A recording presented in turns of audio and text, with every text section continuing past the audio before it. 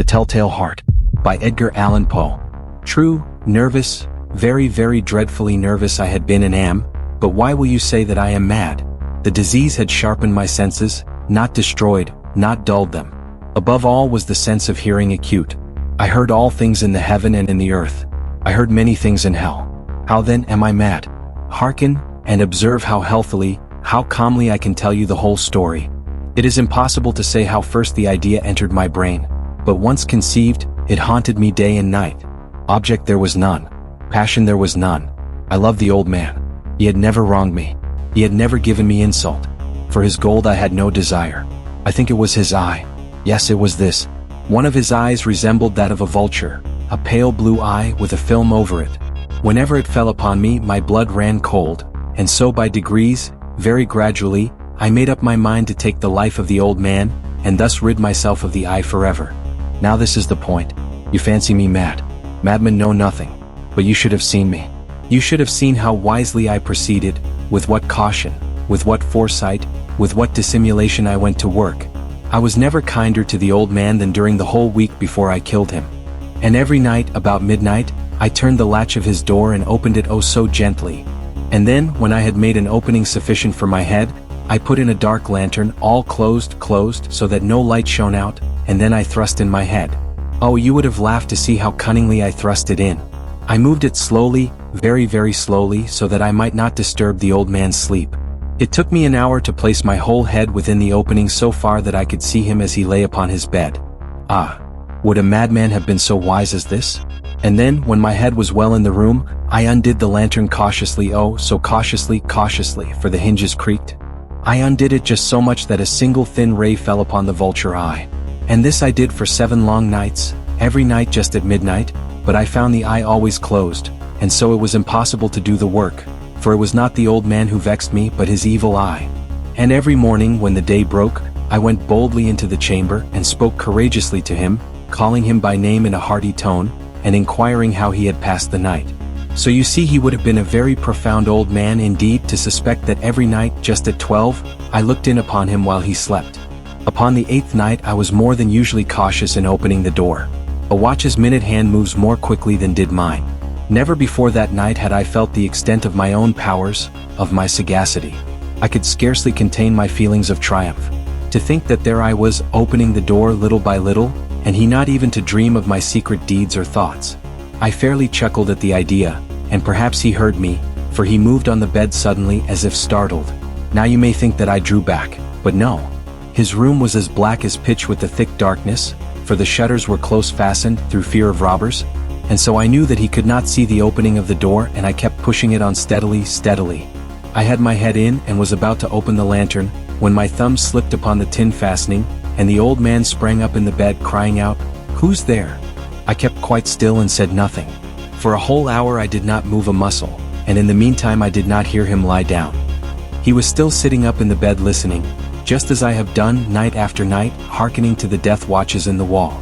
Presently I heard a slight groan, and I knew it was the groan of mortal terror. It was not a groan of pain or of grief. Oh no! It was the low stifled sound that arises from the bottom of the soul when overcharged with awe. I knew the sound well.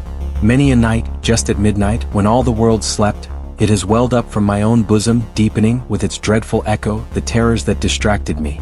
I say I knew it well. I knew what the old man felt and pitied him, although I chuckled at heart. I knew that he had been lying awake ever since the first slight noise, when he had turned in the bed. His fears had been ever since growing upon him. He had been trying to fancy them causeless but could not. He had been saying to himself, "It is nothing but the wind in the chimney, it is only a mouse crossing the floor," or, "It is merely a cricket which has made a single chirp."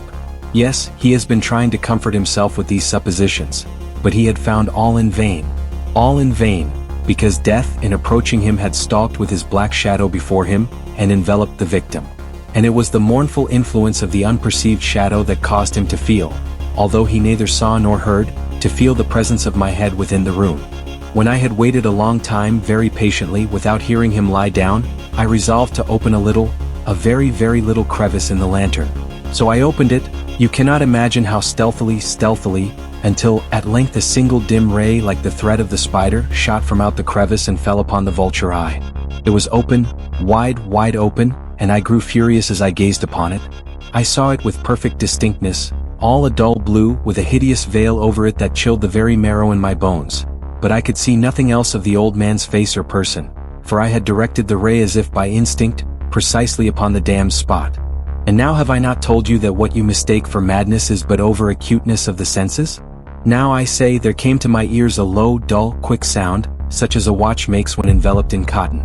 I knew that sound well too. It was the beating of the old man's heart.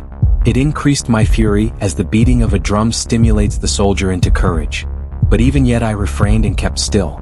I scarcely breathed. I held the lantern motionless. I tried how steadily I could maintain the ray upon the eye. Meantime the hellish tattoo of the heart increased.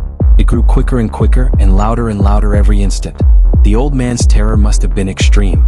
It grew louder, I say louder every moment. Do you mark me well? I have told you that I am nervous, so I am. And now at the dead hour of the night, amid the dreadful silence of that old house, so strange a noise as this excited me to uncontrollable terror.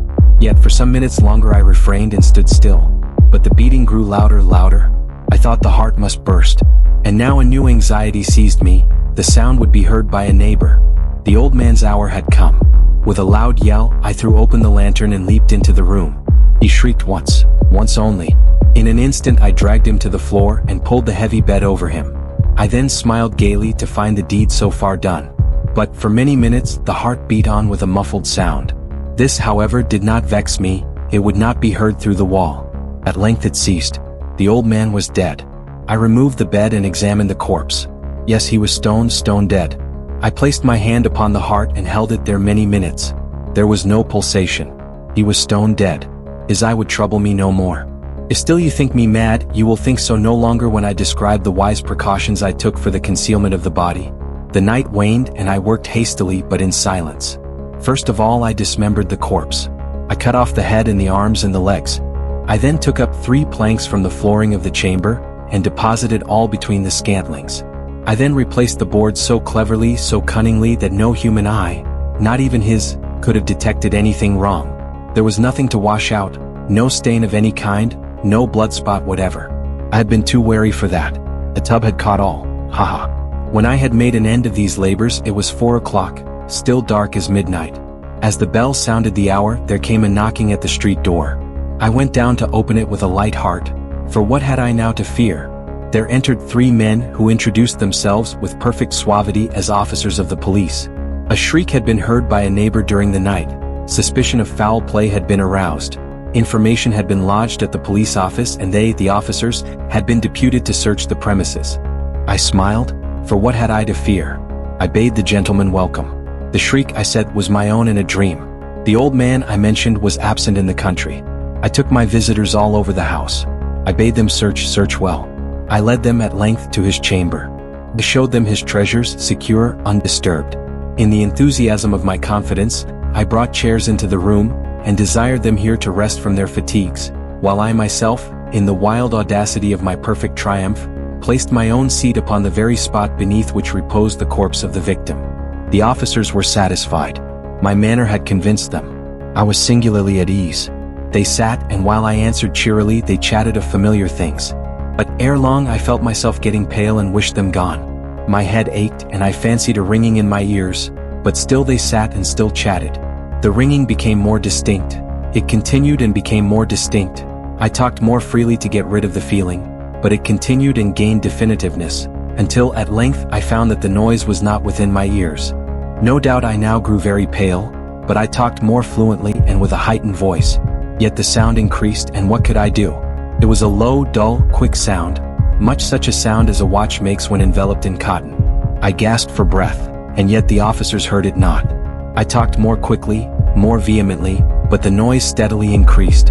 I arose and argued about trifles in a high key and with violent gesticulations, but the noise steadily increased.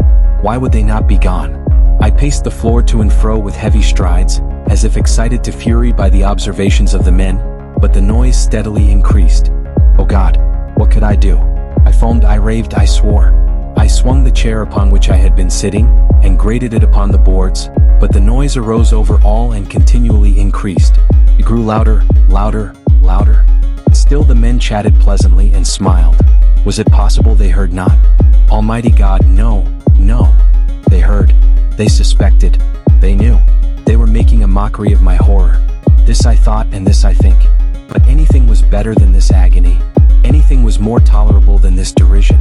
I could bear those hypocritical smiles no longer. I felt that I must scream or die. And now, again. Hark. Louder. Louder. Louder. Louder. Villains? I shrieked. Dissemble no more. I admit the deed. Tear up the planks. Hear, hear. It is the beating of his hideous heart.